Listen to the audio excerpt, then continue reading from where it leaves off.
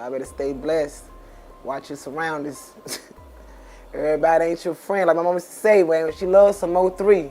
Everybody ain't your friend, everybody ain't your partners, man. First, Richmond police are now confirming that a woman was shot and killed overnight.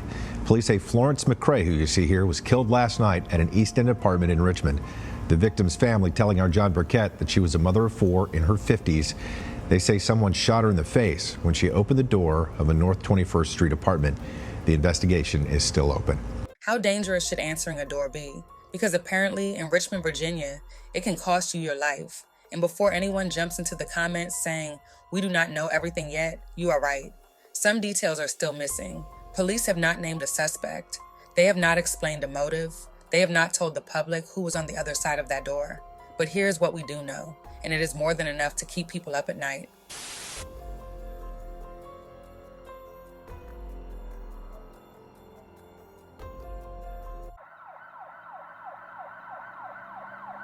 On January 25th, Florence McCrae was inside a friend's apartment in Richmond's East End, spending time the way people do every day, talking, visiting, passing time, when there was a knock at the door.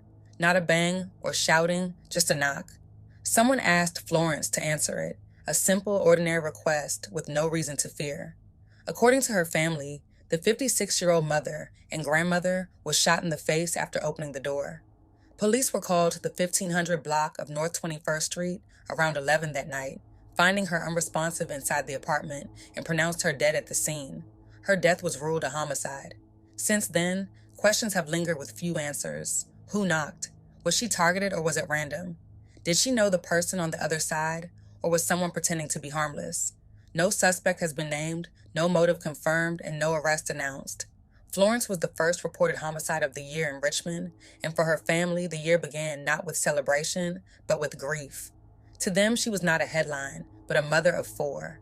A grandmother, funny, warm, and full of life. Someone who loved freely and laughed easily.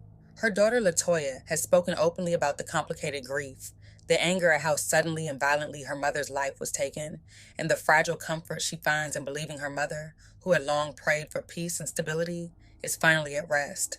The community reaction was immediate. Shock, fear, neighbors reconsidering whether to answer their own doors. And when another shooting occurred at the same apartment building days later, though police have not confirmed any connection, the unease only deepened. A woman is dead, a family is broken, a community is shaken, and the questions remain. Was Florence McCrae set up, targeted, or did she simply answer the wrong door at the wrong time? Someone was on the other side of that door, and someone knows why she never made it back to her family. Everybody ain't your partners, man. Reminiscing on what's been a week of grief. This is the toughest in my life. Latoya McCrae's mother, 55-year-old Florence McCrae, will soon be cremated after being shot in the face at a friend's apartment late Sunday night at the Fairmont House in Richmond's East End. She is the first homicide victim of 2026 in this city. She had gone to get a cigarette. To hear a knock at the door, instead of the person that lived there answer their door, you tell my mom, "Can you get that for me?" And then she gets shot in her face. 5 days later, around 3 Friday morning, my sources tell me a man is found shot multiple times in an icy cold courtyard outside the same apartments. We are scared that you come on our house. You just heard it right there. A woman upstairs on the 3rd floor yelling at me out the windows. I'm shooting video for this story saying we are scared to live here. She said you have people here in their 60s, 70s, and 80s that are getting no information about what's going on. This is the second homicide investigation at the Fairmont House in less than a week.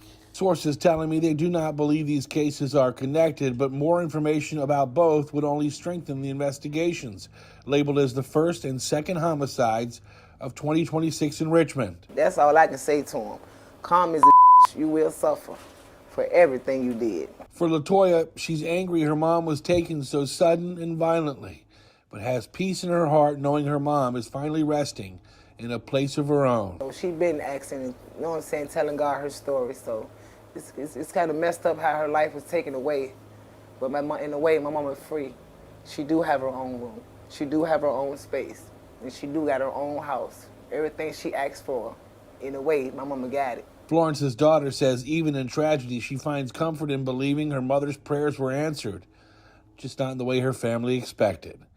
A knock on the door should never be a death sentence. It should not end a life or leave children without a mother and a family without answers. Florence McCray did not make a reckless choice or put herself in danger. She did what millions of people do every day without thinking twice. She answered a door, and for that, she lost her life. Now her family is left with silence, where answers should be. Her children carrying grief they never should have had to hold. Her grandchildren left with memories instead of moments, and her community wondering how something so ordinary turned so deadly. Someone knows what happened that night. Someone knows who stood on the other side of that door. And until the truth comes out, Florence's story remains unfinished. She was more than how she died. She was loved, she mattered, and she should still be here. Justice for Florence McCray is not just about an arrest. It is about accountability, about answers, and about making sure her life is remembered for what it was, not just how it ended. Rest in peace, Florence McCray. You are loved, you are remembered, and your story still deserves the truth.